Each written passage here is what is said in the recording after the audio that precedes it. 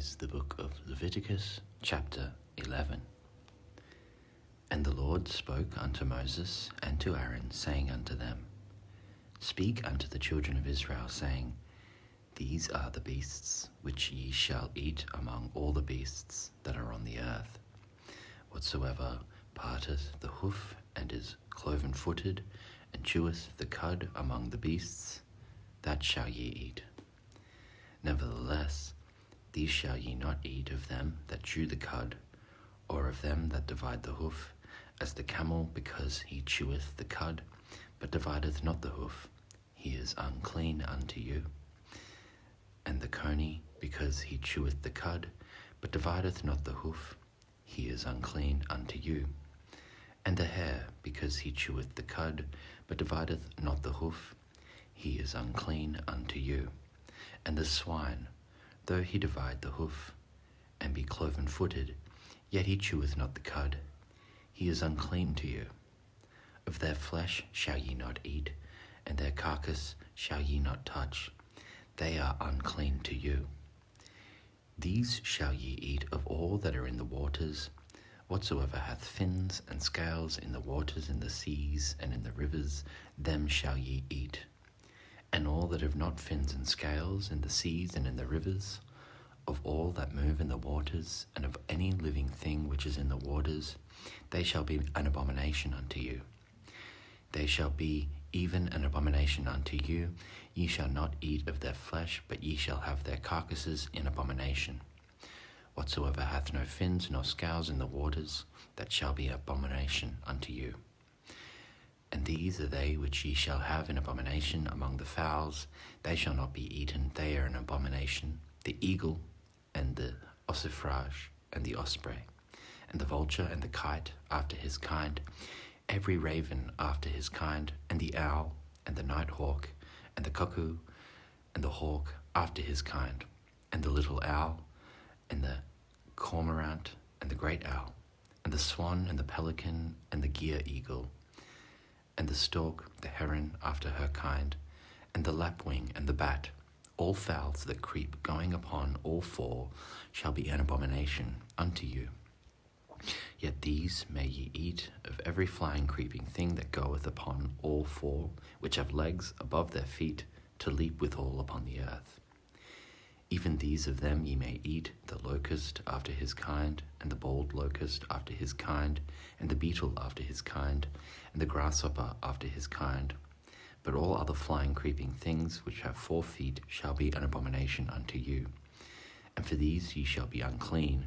Whosoever toucheth the carcass of them shall be unclean until the even. And whosoever beareth aught of the carcass of them shall wash his clothes, and be unclean until the even. The carcasses of every beast which divideth the hoof, and is not cloven-footed, nor cheweth the cud, are unclean unto you. Every one that toucheth them shall be unclean. And whatsoever goeth upon his paws among all manner of beasts that go on all four, those are unclean unto you. Whoso toucheth their carcass shall be unclean until the even.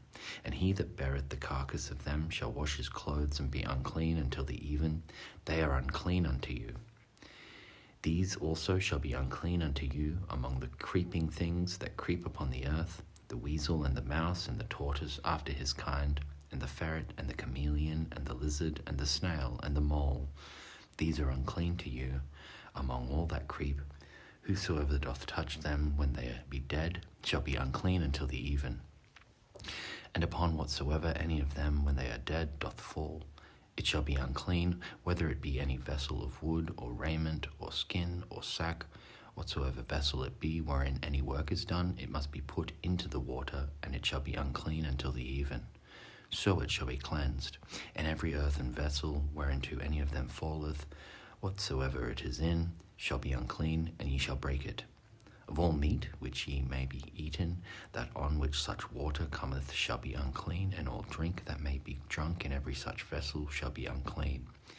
And every thing whereupon any part of their carcass falleth shall be unclean, whether it be oven, or ranges for pots, they shall be broken down, for they are unclean, and shall be unclean unto you.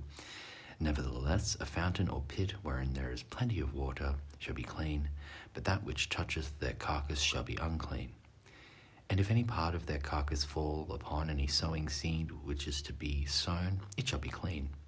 But if any water be put upon the seed, and any part of their carcass fall thereon, it shall be unclean unto you.